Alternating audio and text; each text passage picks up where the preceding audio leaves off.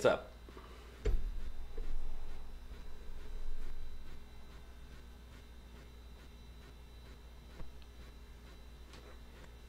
So I guess right now we are live, so whenever you want to start, we can do it.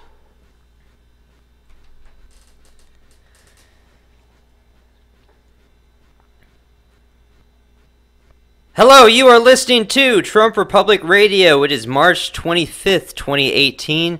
I'm your host, Enzo Quesada, and as always, I'm joined by my co-host, Bobby Hester. Hello, everyone. And this week's episode is going to be the last time me and Bobby are in the same room to do the show for a couple months now. I'm going to be moving to Missouri for a little bit. But I guess we got to do the best we can with what we got left here. And we got some stuff to talk about today, Bobby. Yeah, this has not been a very good week at all for the Trump Very administration. bad week. We might as well just get into it, though, and start off with the little omnibus bill that happened this week. Yeah, so President Trump on Friday signed the $1.3 trillion omnibus spending bill after earlier threatening to veto it but signing it reluctly, saying he would, quote, never sign a bill like this again. By signing the bill, a government shutdown was avoided. The bill contains an $80 billion increase in defense spending and $1.6 billion to fight the opioid epidemic. No legislation regarding DACA was included. The current bill funds the government through the end of fiscal year 2018 at the end of September, meaning this entire issue will come around again right before the midterm elections. But, that's not the only stuff that was in it, was there, Enzo? Yeah, there's a lot of stuff it does. It funds Planned Parenthood. It sends more taxpayer dollars to Israel, about I think 1.3 billion it does. It provides border protections for Tunisia, Jordan, Lebanon, Egypt. Not so much us. What it does, Trump tried to make it seem better that it has like this border protection funding or whatever to the tune of $1.6 billion. But that's only going to be spent on repairing current and existing fences and expanding fencing, not wall, fencing by 33 miles. They're going to do that in San Diego and the Rio Grande Valley. The bill also does this thing with the fixed NICS. Do you know anything about that? I've heard of the term, but I didn't really look into it very much. John Cornyn, our senator here in Texas, was the one behind that. It kind of works to have better enforce background checks on guns. Okay. They also with this bill commissioned a new study on treating gun violence as an epidemic. So, down the line, that's probably going to be used against us, what the CDC finds on that as far as guns is concerned, treating it as a mental illness. But, yeah, it doesn't defund sanctuary cities whatsoever. Nope. They get to keep all their budget. Betsy Voss was trying to do some stuff as far as with education for school choice. None of that is in the bill whatsoever. Yeah, the military's expanded a ton. We don't necessarily need it, but we do have a pay increase for the troops. Which has been desperately needed for years now. I believe it's 2.4% pay increase, which is the largest since 2010. So I guess that's good, but they don't need this much money for the military. We, for our military, spend more than the next 10 countries combined on military spending. It's ridiculous to think that we need more of this stuff. But that's the excuse Trump said. We have to fund the military, so that's why I signed the bill. But I am extremely frustrated with the bill. Not much of any good came from it, and a lot of bad came from it. I know Chuck Schumer's said that this is a good win for them, that they're actually getting to do more stuff now in the minority rule than in the majority rule. Pelosi said that this was a win for them. As far as like procedures and how you do things like this, they only gave them 2 days to Less look at than the bill. 2 days. I believe it was 18 hours they got. It was more than one day. It was like 36 hours or something like that. Something ridiculously short though for a 2,200 page bill. And on average, every single page is over $500 million of spending, every single one of them. And you can't look through all of that in the time given to you. I don't know. Every single bad person in Congress voted on this. And Trump enabled them. He didn't need to do this. And what people need to remember about this bill is this is not a budget bill. This is a spending bill.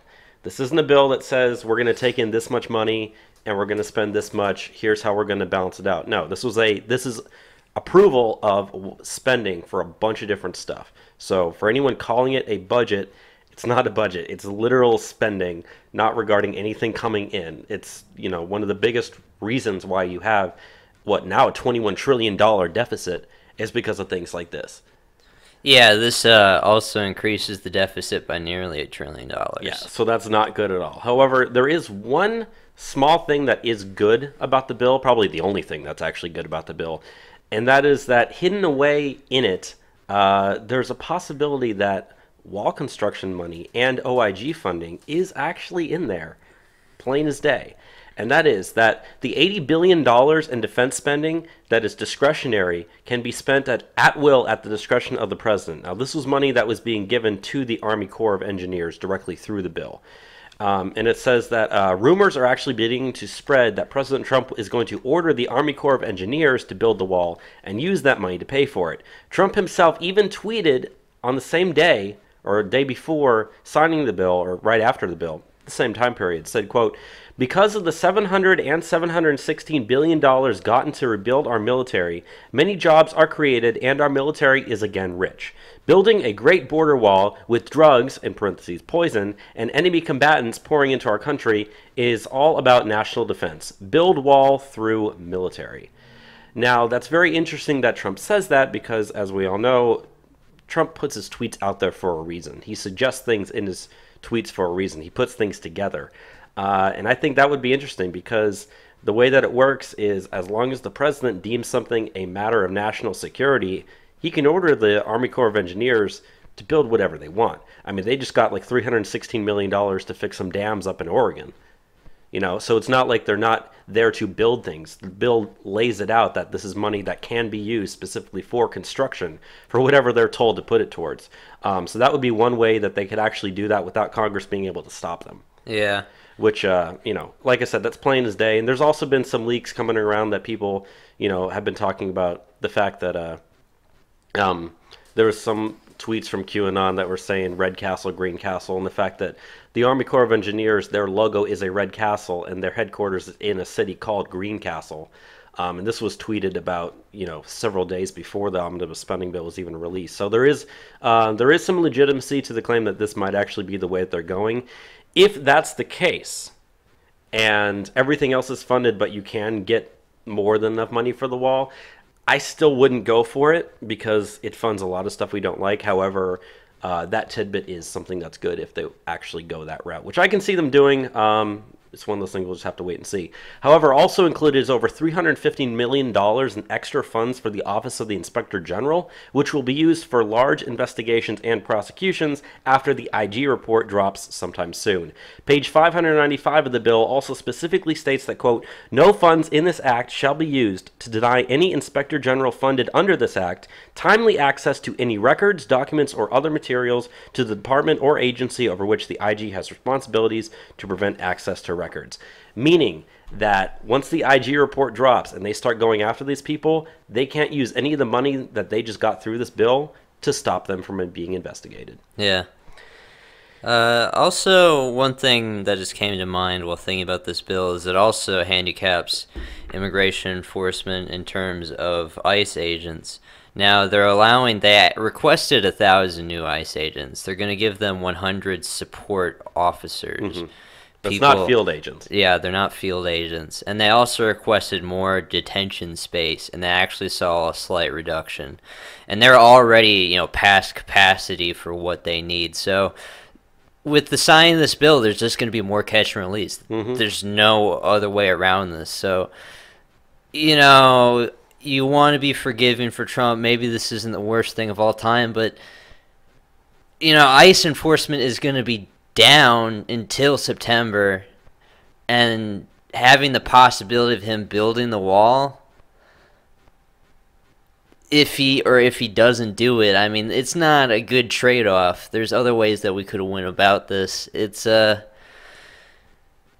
don't know. I'm not proud of President Trump at all this week. No. I will say one thing, though, and that is that, I want to say the whole, if he keeps his promise, which, for the most part he has, for a lot of things he hasn't, but if he does keep his promise to, quote, never sign a bill like this again, and then the thing comes up in September right before the midterms, and people are arguing over spending right before the midterms, that's going to have a significant impact, especially if Democrats realize they can't get funding for stuff like this a second time around. So, congratulations to them. They won this round as far as I'm concerned. It's just so crazy for me. Why did he even mention, I'm actually considering vetoing this on immigration? Why don't you just do that if you're going to say that? What's the point of just saying that and then passing it? I was shocked, actually. I thought he was going to veto it. I honestly did. And then he came out and said, you know what? I was thinking about it. I'll just sign it. I didn't vote for the guy to give more money to the military. He is in the place where he is because he's a hardliner on immigration. And he is in an opportunity where he can take a hardline stance for immigration, and he decides not to do it, to the behest of everyone that voted for him. And, the actual conservatives in the Republican Party were all against this. Mm-hmm. Every single member of the Freedom House caucus voted against this bill, but he still signs it. It's, this is the swamp in full effect. There's a ton of pork barrel spending in the bill, and it's not good stuff. At least if you're going to have pork barrel spending, put it towards stuff that we like, Anyways, are you ready to move on to the next story? Yeah, let's move on. Which is also not a very good story. But this next story is that Trump has finally replaced McMaster with John Bolton. President Trump has announced that his National Security Advisor, Army Lieutenant General H.R. McMaster, will be replaced by former U.S. Ambassador to the UN, John Bolton. He will officially replace him on April 9th. Bolton was a long supporter of the Iraq War and told Sky News, quote, I think the surest way to avoid conflict is to have a strong military capability. As the ancient Romans used to say, sivi pacem parabellum. If you want peace, prepare for war. The move drew mixed reactions from Trump supporters who are happy to see the exit of McMaster, but cautious and strongly against Bolton filling the position. It pretty much describes it exactly how I would say it. Happy to see McMaster gone, not happy at all to see Bolton filling that position. Yeah, if you remember back, before Trump got in office, a lot of people thought that Michael Bolton was going to be the Secretary of... John Bolton. Michael Bolton's someone else, isn't it? I don't know. John Bolton was going to be Secretary of State, so he's been someone in their eyes eyeing a place in the administration for a while. John Bolton is someone that got us into the Iraq War. He was a cheerleader for it. He's someone that still supports us going to war in Iraq. He wants us to go to war with Iran. He wants us to go to war with North Korea. That doesn't really make me feel safe in any sort of way by having some warmonger who wants to go to war in, the position of national security. And, with giving the military all this extra money, I don't want to put someone like John Bolton who wants to use that all in a position to have influence in doing so. So, this is also a very bad move. Trump campaigning us not going to war, and putting John Bolton in there isn't a good sign towards the future of not going to war. He is someone that believes in maintaining American global homogeny through violence, and that's not something that we support at all. No, definitely not. All I will say is, Trump does like having people around him that have opposing viewpoints, and it's possible that, as people like to say, Trump doesn't keep people around any longer than he actually needs them for. So, McMaster was in there to mainly deal with the ISIS situation, and that has been mainly dealt with. So, is he bringing John Bolton in because of preparations for something else? I don't know. My positive but in general, outlook, I hate the. my positive outlook on this is seeing how long people last in the Trump administration. At least he'll probably leave soon. Yeah, that's true. So at least he can go back to being an analyst on Fox News every day. Yeah. Let's move on to the next story, though. Also a bad thing to come from the Trump administration this week, and that is that the Trump administration is looking to ban bump stocks. The Trump administration announced Friday that they will be banning bump stocks and all devices that turn otherwise legal guns into illegal machine guns. Attorney General Jeff Sessions announced that bump stocks fall within the definition of machine gun under federal law, meaning they allow the gun to fire more than one round and achieve a continuous firing cycle with a single pull of the trigger.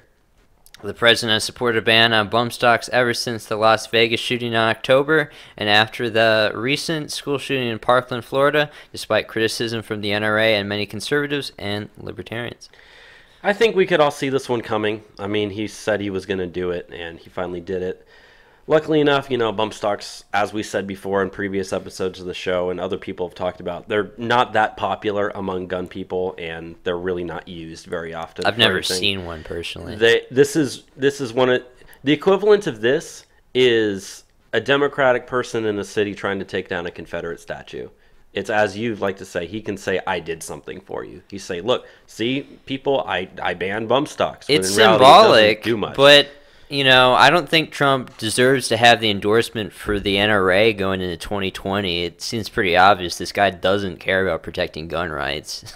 I mean, in every other regard, he's not pushing towards, in the omnibus bill, we could have pushed towards national concealed carry reciprocity and they didn't do that. Instead, they put the Fix Nixon to expand background checks. So, I don't know. Another bad thing with the Trump administration doing this week doesn't make you hopeful in him defending your gun rights. I'm not worried about the gun rights. I mean, this is pretty clearly a one-off thing. He's not like he's going to come out tomorrow and say, yep, we're going to ban AR-15s now. We know that's not going to happen. So, if anything, this is just symbolic, saying I did something for you. Nothing really is going to come from that.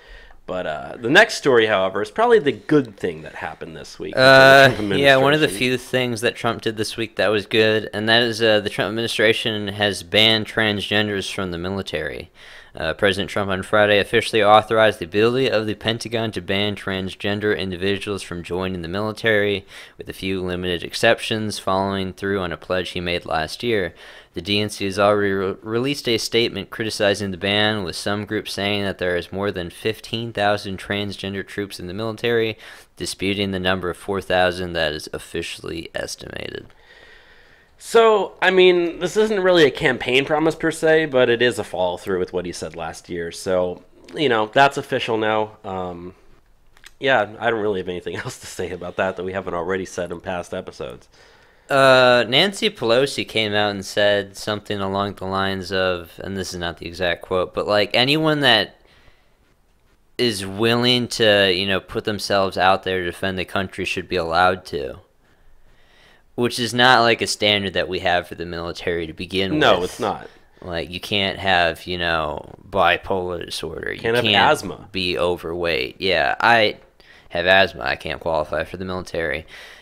Why is putting, gender dysphoria on the list of disqualifying traits somehow mass discrimination? It is discrimination, and we're fine with that. The military is not an equal opportunity employer. They can discriminate at will. And I just, I was thinking about this last night. China doesn't have transgenders in their military. No. Russia doesn't have transgenders in their military. Do they even have transgenders?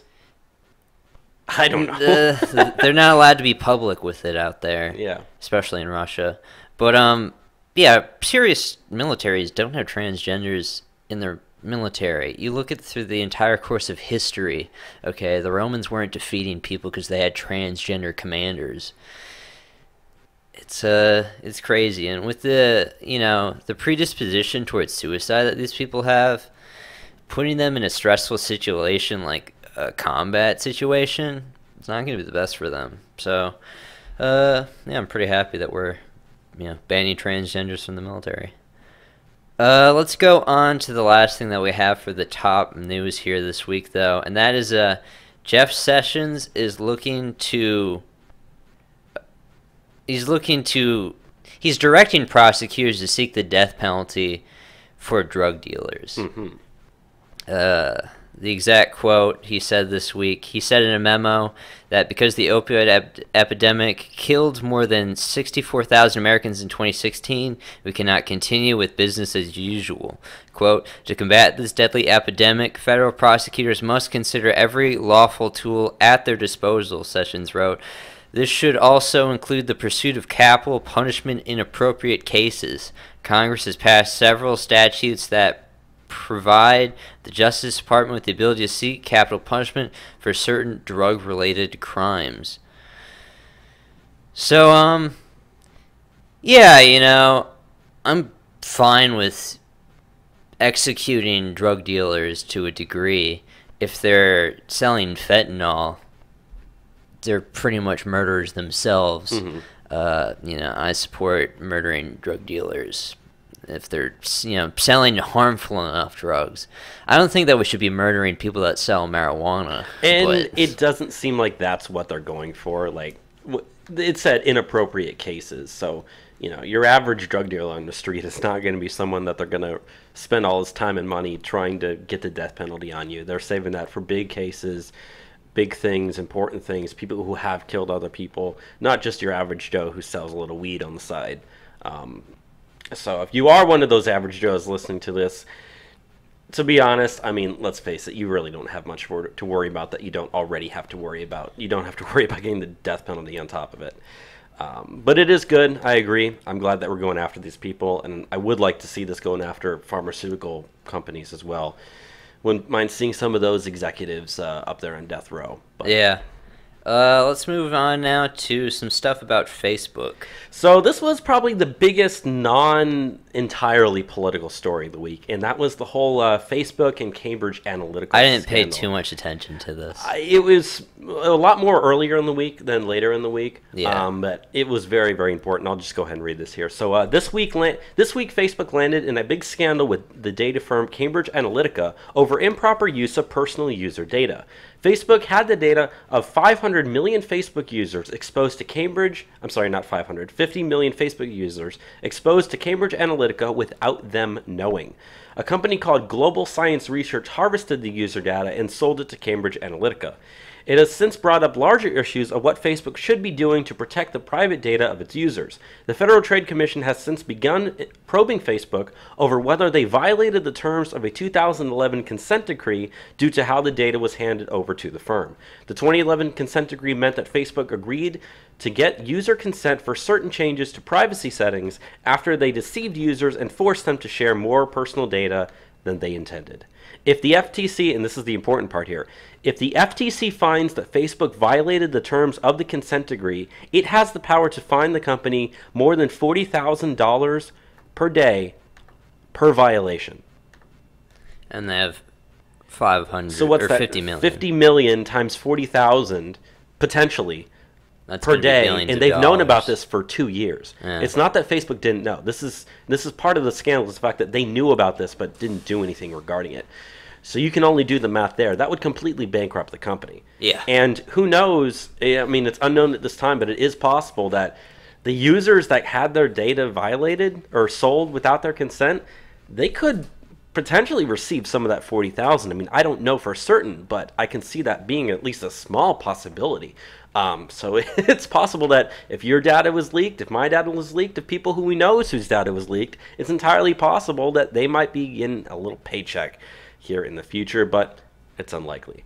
Continuing on the story, politicians across the U.S., such as New York State Attorney General Eric Schneiderman, Massachusetts Attorney General Maura Healey, and Connecticut Attorney General George Jepsen have all announced that they are probing Facebook as well. Senator Mark Warner of Virginia has also called upon Facebook CEO Mark Zuckerberg to appear before the Senate Intelligence Committee for testimony, while the UK Parliamentary Committee has requested Zuckerberg's appearance in London as well.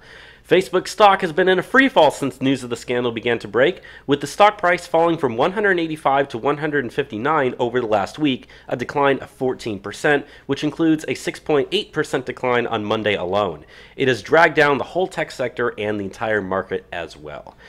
Zuckerberg, however, has remained invisible and with an unknown whereabouts over the last few days, but did release a statement to CNN in an attempt to begin damage control. Zuckerberg has had his own issues to deal with, however, because over the last 3 months, he has sold $210 million worth of Facebook stock in a possible case of insider trading. However, people have said that that is very unlikely to be the case. So, this is essentially where we're at right now. Zuckerberg is screwed. Facebook is screwed. Your data is screwed. Everyone's screwed, but at least now we know about it, and they're going after it. So, at least as of now, it appears that any hopes that Mark Zuckerberg had of a 2020 presidential run just got significantly downplayed and possibly stopped altogether. Yeah, that was just the one thing that I was going to bring up. Now that Zuckerberg is pretty much just on the complete dark outs on it, you know, I can't see this guy trying to run for president in 2020, which we've talked about in the program many times. The guy has the money to do it, but, you know, with these fines coming, maybe he won't even have the money to do that. So. I don't know. I mean, the one thing I could say is that over the last 3 months, him selling $210 million worth of Facebook stock is the largest sell-off dollar-wise and number of shares-wise of any insider in Facebook. They do believe, like I said, that it was unlikely that it's insider trading because a lot of these people have different stock plans that they're on that buy and sell at regular intervals. So that's why they don't think that this was any sort of insider trading. However, even though it seems like $210 million is a lot of money, Mark Zuckerberg's current amount of money that he has invested in Facebook, meaning his total amount of shares times the current share price, if he wanted to actually sell everything, he'd get about $64 billion out of it. So he's nowhere close to being bankrupt himself at all. Yeah. But other than that. But his image, in a sense, could be. I mean, Zuckerberg doesn't really have a positive influence. A positive image, even among like lefties. A lot of people on the left really don't like Mark Zuckerberg at all. So. Yeah, it doesn't help him, and I mean, there's rumors going around that he's even going to step down to CEO of Facebook.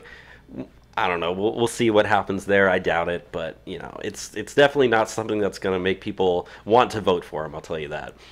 Let's move on now, though, to this self-driving car stuff. So, a 49-year-old Arizona woman by the name of Elaine Herzberg was killed last Sunday afternoon when she was hit by an Uber car that was being autonomously driven. It is the first deadly accident that has occurred involving self-driving cars.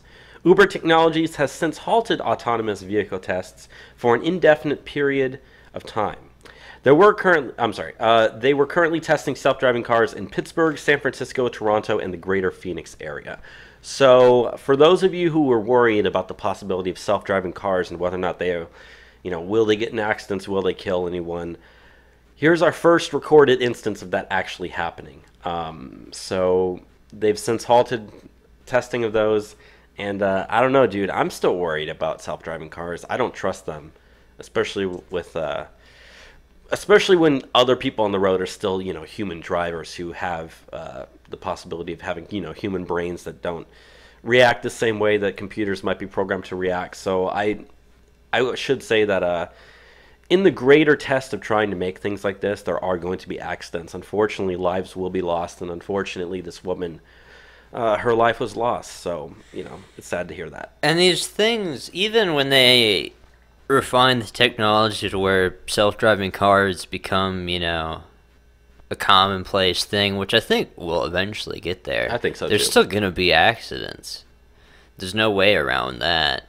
But especially with these early accidents, it's going to hold back the public from ever getting behind self-driving cars. And personally, I mean, I own a car. I drive a car every day all the time. I don't mind doing that. It's something I enjoy doing. I wouldn't personally have a need to buy a self-driving car. I could understand the benefits if, you can go to sleep in a commute, you know. But for what the cost would be to get into it, I wouldn't get involved with any sort of self-driving cars. No, I wouldn't. So it's sad to hear that happening, but at this point, it's one of those things. What are you gonna do? Yeah. Do you want to move on now to some immigration stuff? Yes, let's go ahead and do it. So the first story that we have up in immigration segment is some of those illegals that dodged that ICE raid in Oakland. They've now been arrested again. So 3 of the illegal aliens who avoided capture last month after Oakland Mayor Libby Schaaf blew the whistle on an upcoming ICE raid have been rearrested on new crimes. One was a Mexican national arrested for robbery and gun crimes who was released back into the community in November despite having an ICE detainer. Another was a Mexican national arrested for a DUI despite having been deported 3 times and having prior convictions including another DUI and battery of a spouse. The third was also a Mexican national who was arrested for spousal injury despite being deported twice and having prior convictions including drug possession, a hit and run, DUIs, possession of narcotics equipment, and a parole violation. So not sending their best, are they, Enzo? No, they're not. And these are the people that have to be defended. Yeah. This is, Libby Schaaf said that Oakland is stronger when families stay together. You can't break up these families of, criminal aliens. No, definitely. They are the hallmark of our community. Yeah, people that, beat their spouses and get you DUIs and, do robberies. These are, valuable members of the community, and deporting them would be a danger to the community. It would be a human rights violation, as some of them like to say. So, this is the stuff that goes on, though, in California. Unfortunately, it was only 3 of them that got arrested, but I guarantee you it's going to be a lot But they more. Estimated, when they did that raid in Oakland the week that Libby Schaaf announced it, I believe they got around 130 aliens. It was about But that, they yeah. say that there was around 800 that got away because of the announcement that they'd planned on rolling up on. So, these are just 3 individuals with pretty egregious backgrounds. There's a lot more like them, and they're just running free. Mm-hmm. But other than that, I guess we can go to the next story, which is also out of California, and this is one of the ones that was yours, so if you want to get it. Yeah, Southern California town votes to reject sanctuary status. The Southern California city of Los Amelitos has voted 4-1 to opt out of the state law limiting cooperation with federal immigration agents after drawing attention earlier this month. The city council said that the new state law may be in direct conflict with federal laws and the Constitution, and the council therefore found that it was impossible to honor their oath to support and defend the Constitution of the United States if they did not opt out of it. 2 more Southern California cities in Orange County, Aliso Viejo and Buena Park, including Orange County itself, are now thinking about defying the state in opting out of sanctuary status. So, I believe it was a month ago, California unilaterally declared sanctuary state status. It might have been 2 or 3. It was a little over a month ago. Yeah, over a month ago. They declared themselves a sanctuary state. The entire state has agreed that you won't cooperate with federal immigration officials. You can't ask, someone you pull over their immigration status, stuff of that sort. And here we have a little city in Southern California is defying the entire state that surrounds them. And they're not alone. They talk about, we can't honor this law and also support the Constitution. We've mentioned this many times on the show. There is a thing called the Supremacy Clause where, in the Constitution, things not delegated to the federal government is given to the states and the localities, but federal immigration law is a federal thing. This is not something that you can do independently, state by state basis. So, yeah, good on them for doing it. I don't know how the state is going to react to them doing so. I feel like they'll probably get punished in some sort of fashion. They will. And for those of you who aren't that familiar with Southern California, Obviously, the entire greater Los Angeles area is very, very blue. However, I'm not going to say there's a red area because it's becoming a lot more blue due to immigration and people moving out there. However, I would say the area that is the most red tends to be the Orange County area. In fact, Republicans actually have a couple of congressmen in the United States House of Representatives from that very same area that are in those districts. So those are some districts that still are Republican areas in the Los Angeles area. So it does make sense that this would happen in Orange County. And I think that as part of it, this might actually help save some of those seats from flipping blue potentially, because of the fact that is by the state becoming a sanctuary state and then these cities and the county and just the general area not really liking it, that's going to make the Republican voters there a lot more enthusiastic to show up. Because we do know that Democrats are very enthusiastic about showing up in these midterms this year. That's one thing that we do need to keep in mind and be very cautious about. But however, that can potentially get Republicans out to vote and might save us a couple of House seats. So Yeah. just thought about that as well. With that said, we don't have any more immigration news. Let's go on to some 2018 election stuff. We're going to start off with the Tarkanian piece here. Yeah, so now that Danny Tarkanian is running for the House, not the Senate, he's actually taken a huge lead in the polls. So a new survey taken by Strategic National shows that Danny Tarkanian has taken a commanding lead in the race for Nevada's 3rd congressional district ever since dropping out of the Republican Senate primary. The polls show that Tarkanian is at 37%, with the next highest candidate, Michelle Mortensen, at just 10% and Scott Hammond at 9%. Also included was Victoria Seaman at 9%, however, she dropped out shortly after Tarkanian entered the race, meaning, by the time they conducted the poll and actually released the results, she had dropped out. However, 34% are still undecided. The poll also shows that Trump's approval among Republicans in that district is at 90%, including 72% who say they have an extremely favorable view of him. So, this is part of the thing that I said. I think that Tarkanian is easily going to win that district because it's a very pro-Trump district. It's a swing district, but it leans slightly Republican, even though Democrats did win it back in 2016 very, very narrowly. It's a district that has flipped back and forth between red and blue. So staying blue or staying red doesn't necessarily in that district mean anything for the rest of the country. However, Tarkanian is a very big Trump supporter. Trump has a lot of support in that district among Republicans there. So I think he'll easily win that primary and has the money and the support in the district and needs to actually win it in the general election, because the Democrat that had that district, he's the guy who's running for the Democrat primary for the Senate in Nevada. So that's an open district right now, and Republicans hope to actually win back one of those districts. So I think that has a very big possibility of happening. Yeah, most definitely. And I guess I'll move on to the next story unless you want to say anything else regarding Danny Tarkanian. No, we can go into the next piece. Yeah, so the next thing I want to say kind of has to do with, what I mentioned there regarding how Democrats do just in general, how Republicans do on the general ballot. And there's a new Fox News poll out that shows that the lead of Democrats over Republicans has dropped to only 5 points, 46 to 41, on the generic 2018 midterm ballot. This lead is a massive drop from the 15-point lead, 50 to 35, that Democrats had in the same Fox News poll that was conducted back in October. If history shows us anything, then this is actually good news for Republicans, because in March 2014, Democrats held a 2-point lead, 40 to 38, and Republicans were able to flip 13 House seats. In March 2010, Republicans held a 4-point lead, 42 to 38, and were able to flip 63 House seats. However, this poll does show that those who say they are, quote, enthusiastic about voting in the midterms favors Democrats by a massive margin, 60 to 33, while those who say they are feeling about the same favors Republicans 48 to 38. It is also the first time since 2010 that less than half of the respondents, 47%, feel nervous about the economy, while 51% feel more optimistic about their finances and 60% are more optimistic about their personal happiness.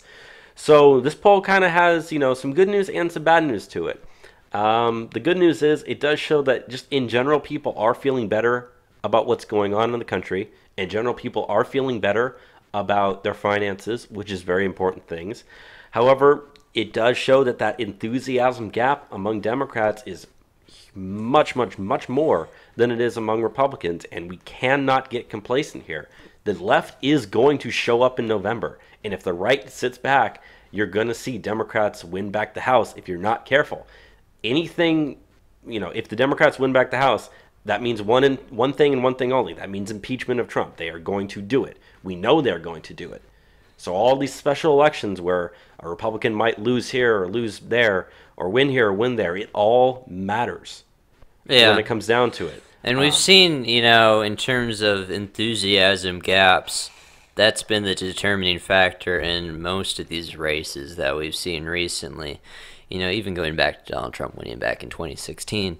So it's as you said, they're going to introduce the articles of impeachment. I mean, they've already tried before, but they're going to try in a more serious fashion if they get the House immediately.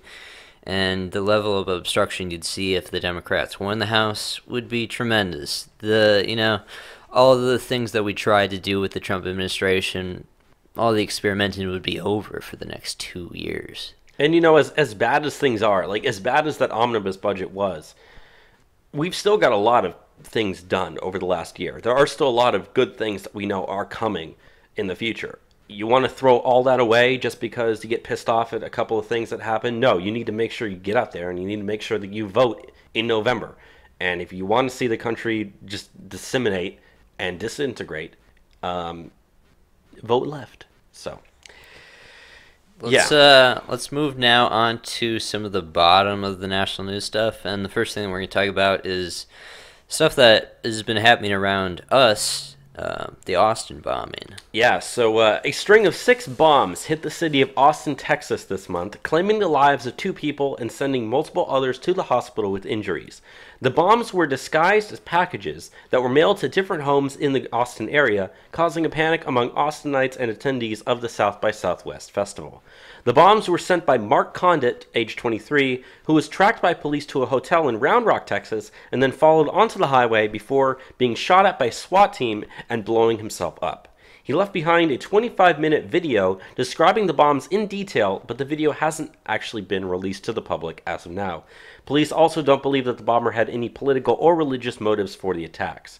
Police were able to track him down because of his signature trait, which was some usual batteries that allowed investigators to quickly link the explosives together.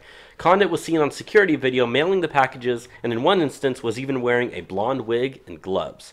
Police believe that there are no other package bombs sent by the bomber, although police found a list of more targets in his possession. So, we could have talked about this last week, because last week's kind of when the story, blew up, no pun intended. But, what do you think about the whole Austin bomber situation? It's been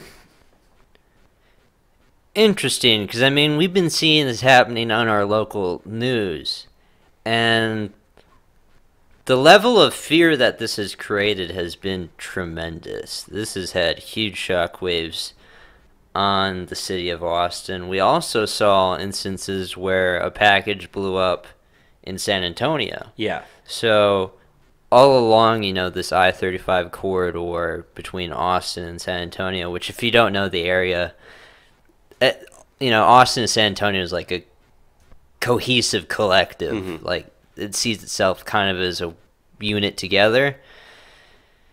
And we're right in the middle of it. Yeah, and we're right in the middle of it. We're equidistant to both cities pretty much. It's crazy. And we still don't know any motives for why this happened. The guy blew himself up. Now, you have seen people trying to point to this guy being homeschooled, and he grew up in a religious family, so they want to blame him for that. But I think it's too early to really ascribe any sort of motive to that. It's if there is anything, it's probably in that 25-minute video that he recorded. But like I said, they haven't released that yet. They did say that they were concerned that there were more bombs out there, and I think they actually, if I remember, I think they found one. They found one of the ones that he had sent after they caught him, or before they caught him, I should say. But it didn't actually blow up. I'm not sure if that was if there's a true story or if that was fake news. And yeah, the one that happened in San Antonio, that was at a FedEx facility, because all the stuff gets shipped down there before being shipped out. So it happened to blow up when it was on the conveyor belt. So as bad as that is, thankfully it wasn't able to get to its destination before blowing up. And I know that area, San Antonio. I've been there, lived around that same area, so I'm very familiar with that building. Even I've driven by it many times, so it's very interesting with how those things have gone. So thankfully, the guy is dead now. That's good. It doesn't appear that there are any more package bombs out there, which is also good. And hopefully this is something that we can say is behind us. But it's had a lot of people, because, stuff like Amazon, it's so easy now today just to order something and then you have a package on your doorstep. You can get the next day. Yeah. Some places you can get it the same day. And especially for a city like Austin, which has, the new Amazon facility, people are getting Amazon packages all the time, but they have been afraid to open these packages when they arrive at their door now. I believe the police had received something like 1,000 suspicious package reports over the course of this last week. Everyone's on edge because it's really intrusive into a place where you feel like you want a sense of security and knowing what you're going to open the package, but these people don't know, and it turned out to be a bomb. So it's really unfortunate, and it's crazy that this happened, really. But do you want to move on? Yeah, go ahead. So yesterday, did you catch any of the March for Our Lives stuff? Unfortunately, I did. I watched some live streams of this for a bit. Yesterday, all across the country and across the world, actually, there was large-scale marches for gun control. They say, estimated in Washington, D.C. alone, there was 800,000 people out there, on Pennsylvania Avenue marching for gun control. And, gun control as a single issue in terms of voting has never really been that popular on the right or the left, really. There's plenty of Democrats that care about gun rights, but this is really the first time I've seen a push for gun control that might actually have something behind it. You don't see rallies in the street like this to build a wall. You don't. You see it for the Women's March, and you see it for the Women's March, and it's the same organizers who did the Women's March for this, but this is even bigger. 800,000 people marched is not anything to scoff at what they were able to achieve. I will say that, as we've said, they still are the minority right now. It's just an extremely enthusiastic vocal minority that isn't worried about getting out there and going to marches all the time. When we talked about, voter enthusiasm, these people are all very enthused. These are people that will all go to the polls. They all talk about they're going to vote to take your guns away. And, you look at the signs that these people carry. It's retarded. Yeah, the only really true word that could describe it authentically is retarded. These people are extremely retarded. And they're extremely brazen with just saying, they always try to say, oh, we don't want to take your guns. We just want common sense, sensible gun control. But that's exactly what they want, is to take your guns. And then you also said the people in the crowd openly saying, like, I'm going to take your guns. I saw a picture just now looking at my phone of, a black woman with a sign that says, I wish Obama took your guns. I saw, another sign looking through Facebook today where someone had a sign that says, yes, we're coming to take your guns. You can keep your muskets. It's like, why should we've gotten to a point where people are marching to lose rights, to have less rights. And they truly believe that you can just take guns from people and gun violence goes away. I mean, to begin with, gun violence isn't an epidemic in this country whatsoever. And until this CDC omnibus study, I guess, goes full. And even that might actually help our side. Maybe, maybe not. But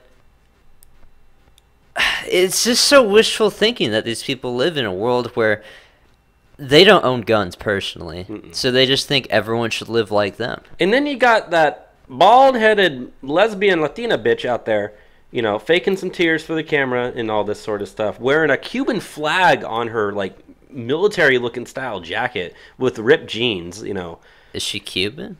Who, her? Emma Gonzalez. I don't fucking care. If she is, can we deport her? I don't know. Can we just deport all these people?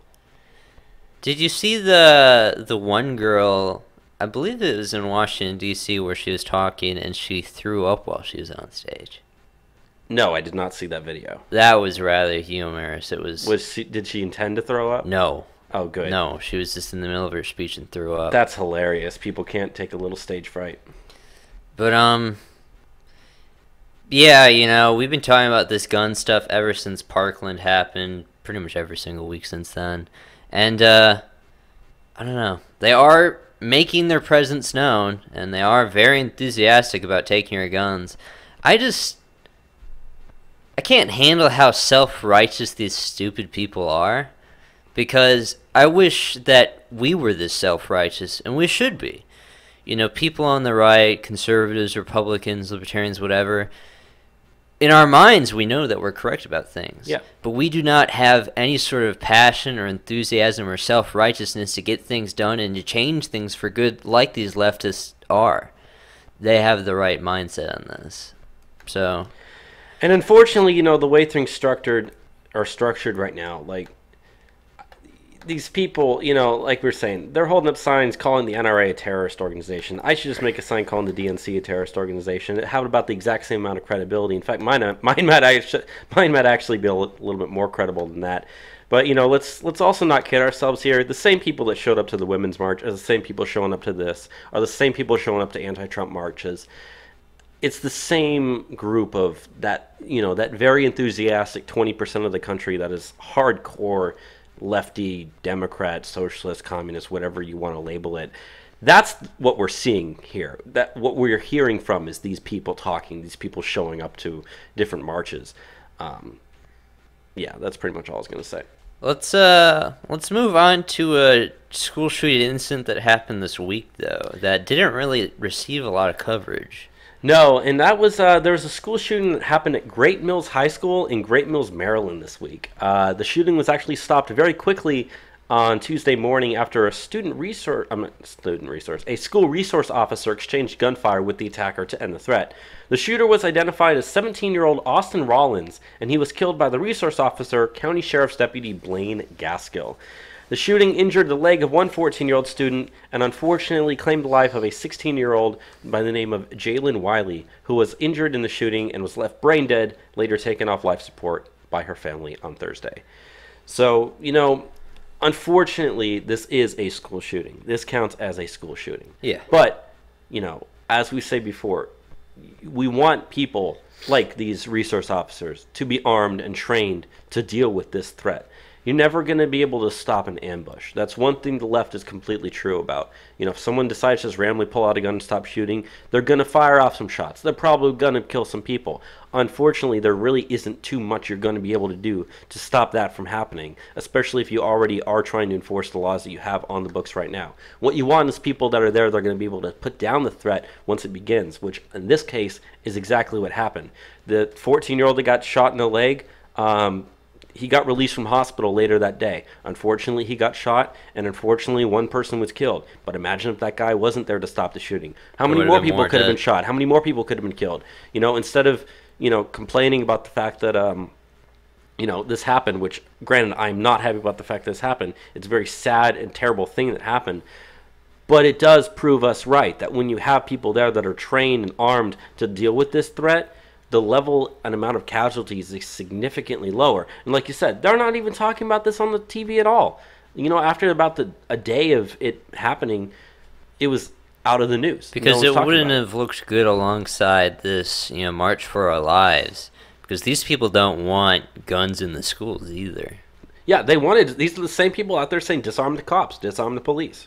Yeah, so. These are the same people saying get rid of the U.S. border with Mexico. It's the same people. But yeah, it's unfortunate what happened there, but thankfully they're able to meet the shooter with force to prevent even more loss of life. And that's what you have to do in these situations. We can't pretend that they're just going to go away because we pass some sort of law. These things will happen in the future. The only way to stop it is to meet, someone exerting force with equal force. And that's shooting them. So let's move on to a poll that I wanted to talk about this week. The Monmouth University Polling Institute did a little survey over the existence of a deep state. No less than 74% of Americans believe in a deep state when it is described as a collection of unelected officials running policy. Only 21% do not believe this kind of group exists. What is even more surprising, though, is that the poll found that 7 out of 10 Americans polled in each political group, not just Republicans, but Democrats and independents as well, believe in the existence of a deep state. 31% of Republicans and 33% of independents believe a deep state definitely exists. Only 19% of Democrats believe that a deep state definitely exists. So, I believe the issue of deep states has been brought up on this program at times. We haven't gotten too, pardon the pun, deep into the subject. But, this poll really shows a big change, in the minds of the American public on how the country is actually run. The majority of people, when described that it's a collective of, unelected people pushing policy, do believe that there is a deep state. And, Rand Paul was on the news this week. I forget which show he was on. Oh, no, he was on Laura Ingraham. I was listening to it. He even himself said, yes, there is a deep state that is preventing us, from doing what we want to do in the Trump administration. I think it needs to be more even common knowledge that people understand the existence of a deep state beyond when you have to define it to them as the collective of individuals running policy that are unelected. But do you have any thoughts on this polling body? I would just say it's elected people that are part of it as well. It's not just the unelected. But it's very interesting that, it's not something that's too much of a political divide. It's pretty much across the board. Roughly 7 in 10 in each political group believe it, even though, Republicans and independents tend to believe it definitely exists more than the Democrats do. But Democrats, sure enough, still do believe that it exists. I just want to ask, the 20% of people that believe it doesn't exist, why don't you think it exists? Do you have any evidence or justification for believing that? Because I think anyone that actually kind of pays attention and looks at this sort of stuff is going to obviously say, yeah, there's a group of unelected bureaucrats in this country that are trying to run policy and maybe even running policy. Now, it's pretty clear to anyone that pays attention to it. Now, also what came out of this poll, though, is some numbers that aren't so promising about that. So, 63% said that they were not familiar with the term deep state themselves. 13% that they are very familiar, and 24% said that they are somewhat familiar. So and that's why they had to, break it down to a definition beyond just the word deep state. Right. I think people get a sense of this is how America runs. They just don't have, a name for it. They don't have a conception of it necessarily, which is why it needs to be really fleshed out. And I don't know, maybe at a different point in time in the future we can do kind of extensive talk about what is the deep state, what is their influence, and what they're doing. I would love to do a midweek on that if you have the time. It would be good, yeah. But I think the majority of people that listen to this program have an understanding of what the deep state is, and there's more people out there in the country than you think that actually agree with you. In those numbers that you're going over, the 63% that are not familiar with the term, 13% very familiar, 24% somewhat familiar, I would love to see the breakdown by party of even that. Just to see, I would tend to think that Republicans more so than Democrats would be in the very familiar category. But that's just one of those things where if I could find that information, if they have maybe a PDF file, I'm going to check that and actually see what it says. But other than that, I mean, I don't really have anything else to say regarding the deep state. Let's move on to this last story that we have for the national news, which I guess this could also be considered international, but this is an American saying it, so that's why I put it at the end here. And that is a top U.S. general says that American troops should be ready to die for Israel. Earlier this month, in the midst of the 9th annual 12-day joint exercise named Juniper Cobra, which was hailed in Israeli media as the largest of its kind, simulating a battle on three fronts. The three fronts would be Syria, Lebanon, and Gaza. U.S. 3rd Air Force Commander Lieutenant General Richard Clark spelled out just a scenario in which U.S. troops could be asked to fight and die for the defense of Israel, even to the point of being placed under Israeli commanders responsible for battlefield decision-making. While major joint military exercises involving significant troop deployments are nothing new to the U.S. and its allies, Lieutenant General Clark's words to Israeli media are truly precedent-setting and shocking. So, on this show we've gone over many times, we're not the biggest fans of Israel and what the Israelis get involved with, and we don't think that they're a positive influence on the United States. And it's gotten to the point where, people buy into this BS around Israel, that we have people in our military that are willing to let American troops die for Israel, not their own country, a foreign country. A foreign country that uses taxpayer dollars.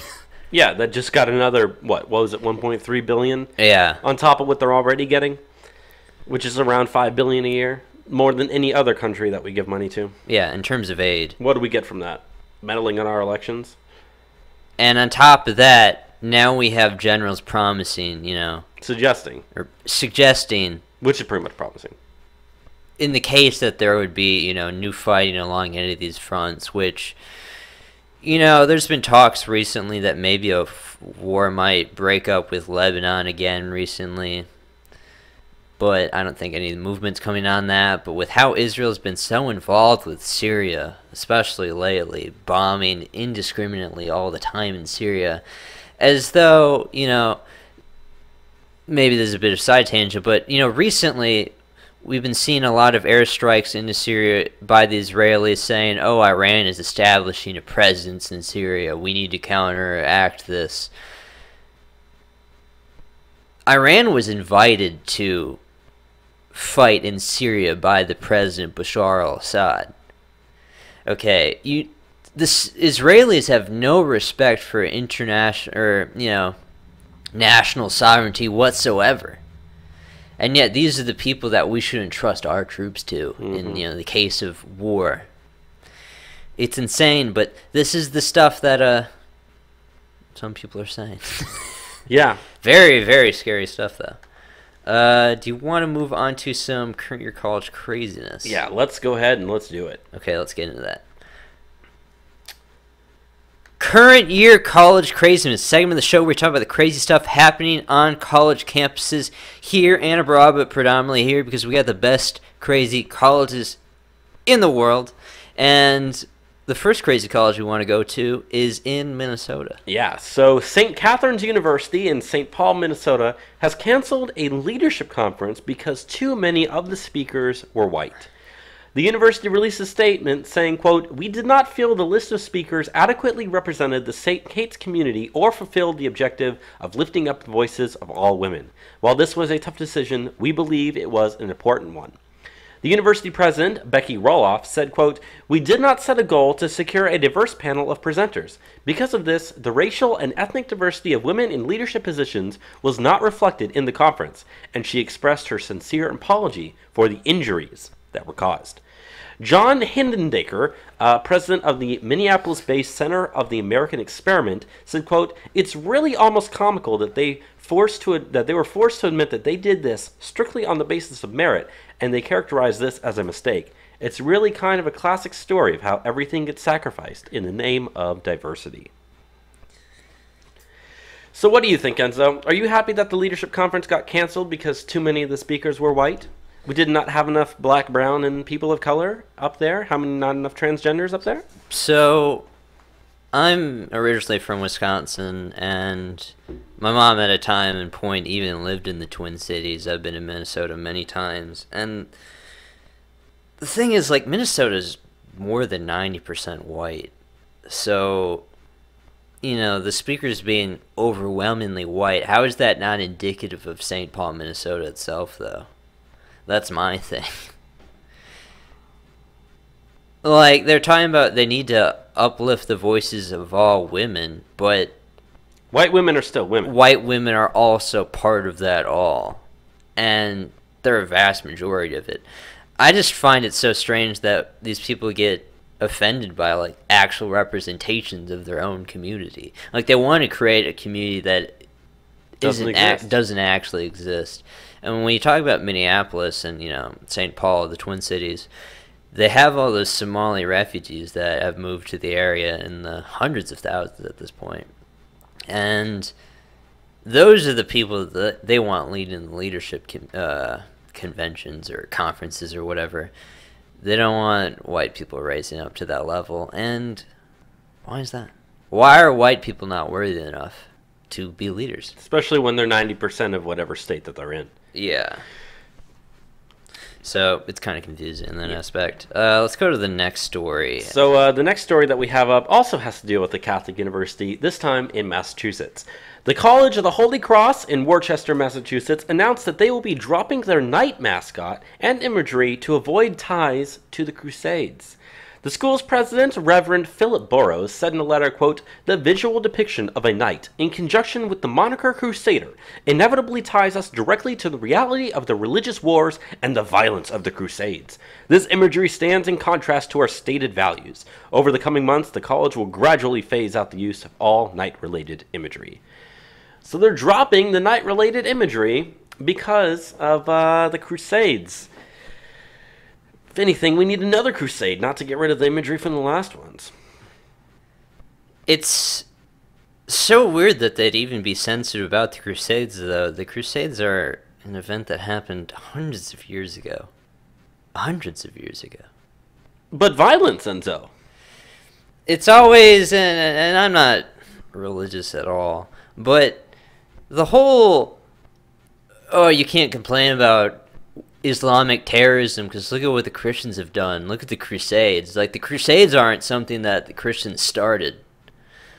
The Crusades started because Muslims were invading Europe and they had to push them back. You know, look at the Battle of Vienna. The Muslims got all the way to the gates of Vienna in Austria. They got pretty goddamn far. They're fighting Muslims in goddamn Poland. And yet, it's the Christians that have to feel ashamed about the Crusades. They were just, you know, reciprocating the violence. But anyways, not good. Not good in that regard. I guess we can move from Massachusetts down to Pennsylvania with an update from the story that we talked about last week. And that is that, remember that student that got kicked out of class for mansplaining? Yeah. He's back in the class. Student Lake Ingle of Indiana University of Pennsylvania, who was kicked out of class earlier this month for saying that there are only two genders and that the gender wage gap wasn't real, has been allowed back into class. IUP President Michael Driscoll announced that he would be going against feminist professor Allison Downey's controversial requests to remove the student from class. Ingle was supposed to receive a ruling from the Academic Integrity Board on Monday, but Driscoll said that he paused the formal process indefinitely without any consideration from the AIB's ruling. Ingle considers his 18-day exile a victory, saying, quote, "I'm happy I can get back to class and graduate on time. I was surprised the president stepped in before the ruling, but glad that he made the right choice." So this is a win, you know. It seemed that was a really bad story regarding him getting kicked out of class. We talked about it We talked about this last week, didn't we? Yeah, this was last week on the show. So, you know, figured we might as well have the update. He's been let back into class. It doesn't look like he's going to get in trouble. And all we have is just a few triggered feminists. Well, that's good. And you know what the triggered feminists decide to do in response? They show up to some march in D.C. Same group of people, ladies and gentlemen. So, yeah, that's really all we have for that update. So glad he's back in class. You want to move to the next story? Yeah, let's go to the next story. So, the next story is back to Massachusetts, this time at an all-women's college, and that is Mount Holyoke. An all-women's college in Massachusetts is telling its professors to not say women in the classroom, but instead to say students. As part of the Teaching and Learning Initiative, professors are instructed to say, quote, Mount Holyoke students instead of Mount Holyoke women, as well as avoiding statements like, we're all women here, or referring to the two genders. Acting University President Sonia Stevens doubled down, saying, quote, as we know, not every Mount Holyoke student identifies as a woman, but every student at Mount Holyoke has the right to live and learn in an inclusive environment that is free from hostility and is respectful of their identity. The college now wants professors to take an intersectional approach to the classroom by, quote, becoming aware of the multiple forms of oppression and privilege each individual faces and how they interact with one another. This is all thanks to their gender inclusion task force that created the Supporting Trans and Non-Binary Students Guide. At Mount Holyoke, any biologically born female can apply for admission, but only a biologically born male who identifies as other, they, z, and when other/they identity includes woman, and one who identifies as a woman may apply.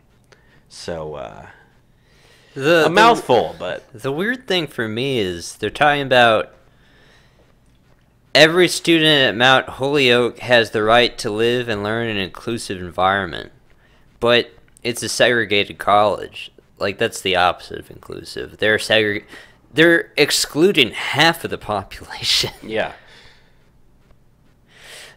But, you know, you gotta be inclusive to the trannies because they're extremely oppressed. They can't be in the military anymore. All you have to do is be biologically born female. So if you're a transgender female to man, I suppose you can still go.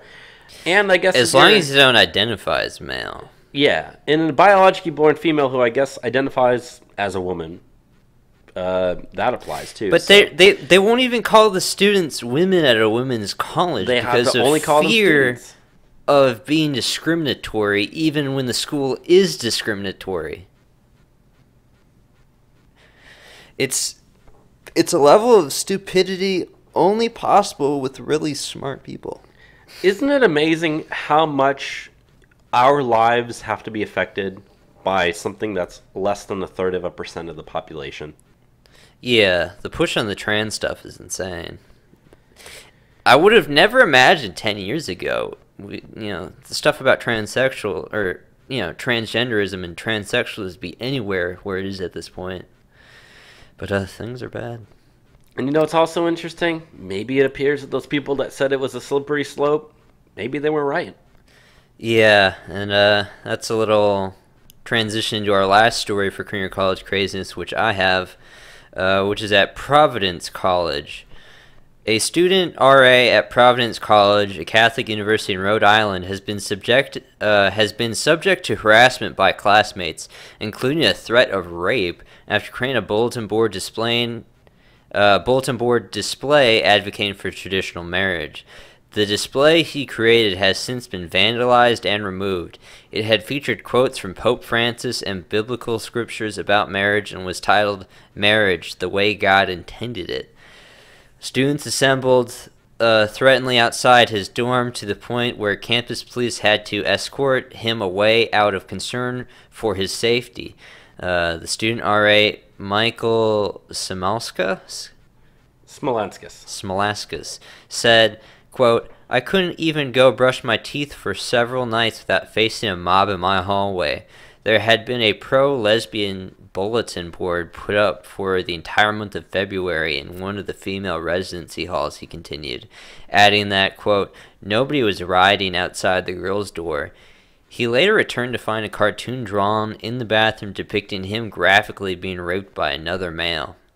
A spokesman for the college said that, quote, "this series of incidences is under investigation," adding that the school, quote, "will not comment on the situation while the investigation is ongoing." So you know what? You can't even advocate for traditional marriage. That's how far it's come. Yeah. It's one thing to say, I support gay marriage, or to be out there advocating for it. But to the point when you're attacking someone who advocates for traditional marriage, quite literally almost attacking the guy. I mean, they're standing outside of his dorm threateningly. He can't go to the bathroom without people, getting in his way, shoving and pushing and whatnot. And the guy isn't advocating for even the repealing of gay marriage. No. Which, gay marriage as it is it's crazy that they could even interpret gay marriage of the Constitution that they did. When they put this stuff to vote, even in California, gay marriage didn't pass. Mm-hmm. But, they found a way through the living document of the Constitution. But, yeah, it's crazy that, a student can be bullied in such a fashion. And these people feel so justified to do it because he advocated for something that, didn't put the LGBT community first. Mm-mm. So, crazy stuff on that. But yeah, that's current year college craziness for the week. We just got one segment left, international, and we only have 3 stories out of Europe, so we're gonna be done pretty soon here. Yeah, I like these shorter episodes. We've gotten a lot of positive comments regarding having episodes be a little bit shorter than they used to be. So yeah, we'll try to continue to keep these things short and to the point. But the first story that we're gonna get into as far as Europe is Count Dankula. yeah, Scottish YouTuber Count Dankula was found guilty Tuesday of a hate crime and faces a potential 2-month prison sentence after posting a video of his girlfriend's dog doing Nazi salutes. Count Dankula was found guilty of being, quote, grossly offensive and was released on bail, but will return to court on April 23rd for sentencing. His girlfriend's dog was taught to raise its paw for a treat, and the girlfriend said the dog would raise its paw for anything people said if it was given that treat. Count Dankula filmed the dog raising its paw while saying different anti-Semitic remarks. What they're saying there is he has the video of him doing this to the dog. Hilarious video. He says to the dog, "Do you want to gas the Jews?" And the dog gets all excited. And the dog has no idea what he's saying. And he just did it as a joke. He wanted to turn his girlfriend's dog into a Nazi. But, now jokes can send you to jail in the United Kingdom. And the guy, isn't, a Nazi. He's not a racist. He's just a guy that did a joke that didn't harm anyone. But, apparently it was still grossly offensive to the point where he needs to go to jail. Literally for a hate crime. Not even any other crimes, but for a hate crime alone. It's a hate crime against nobody, though. There's no victim of him or his actions. But the victim was society. Yeah. That's why you going 1 mile over 1 mile an hour over the speed limit is dangerous, and you need to pay us $200.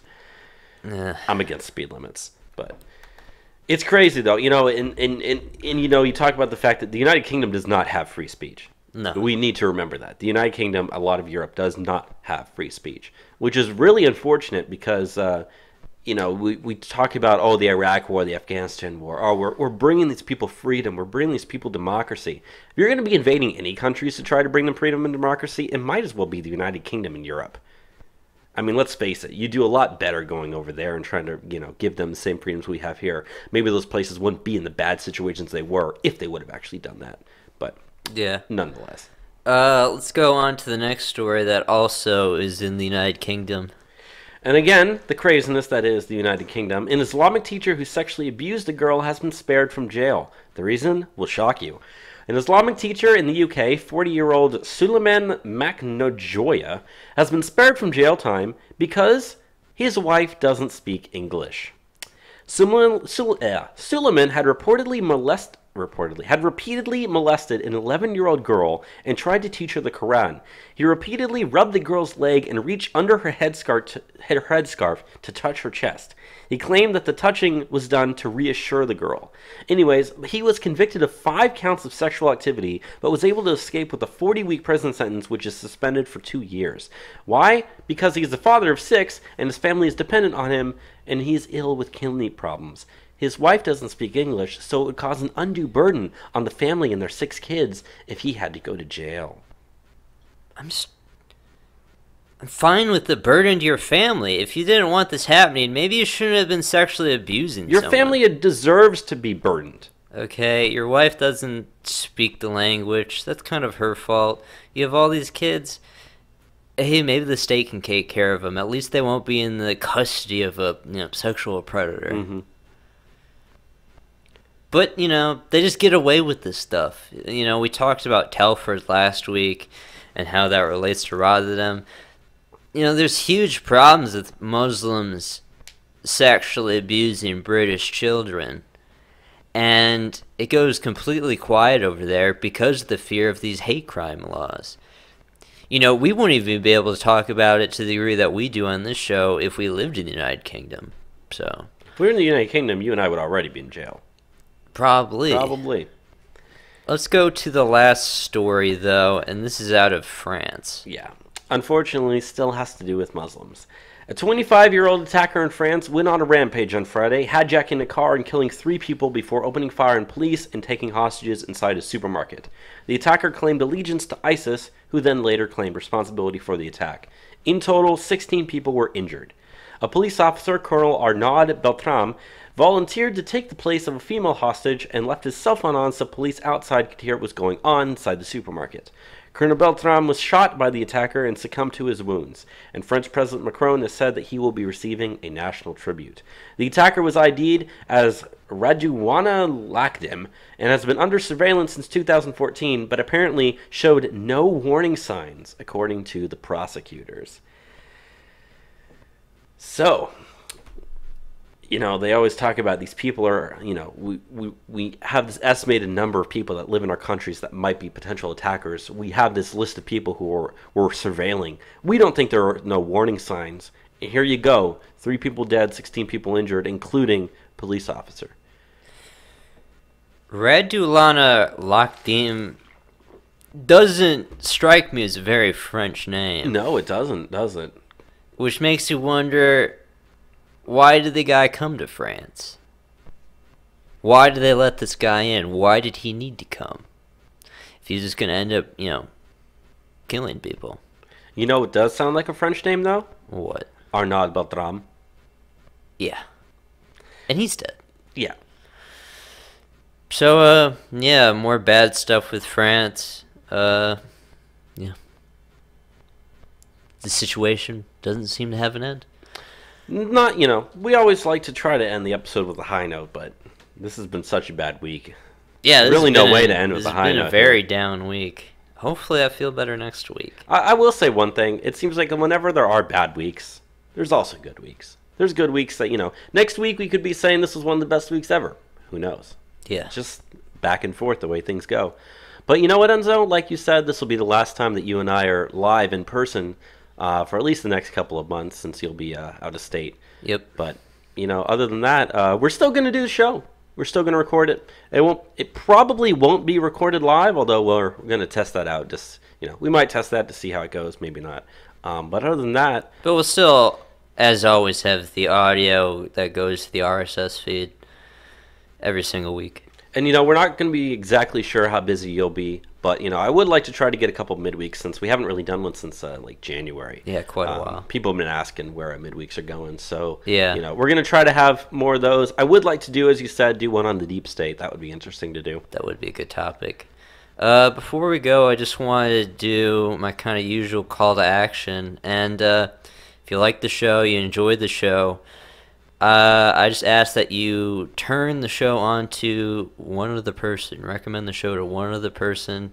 I've received feedback of people that have done so, and usually when it's turned on to someone, they show the show to maybe someone who's not even that sympathetic to Donald Trump, and they still feel that they've learned a lot. So, just turn the show on to one person. That's all I ask. And I would just like to say that, we still are on our social media accounts. You can find us on Facebook at facebook.com/TrumpRepublicRadio. You can find us on Gab at Trump_Republic_radio. We'll be posting links to, those in the description like we do. But everything else, I would just have to say, Enzo, have a safe trip when you're up there. I know you're going to have a blast doing whatever you do when you're up there. So, this is definitely not the end of the show. However, you and me together in the same room for at least the next couple months. Yeah. So, have a fun time when you're there. Yeah, most definitely. So with that said, thank you for listening to Trump Public Radio, and have a good one. Goodbye, everybody. Bye.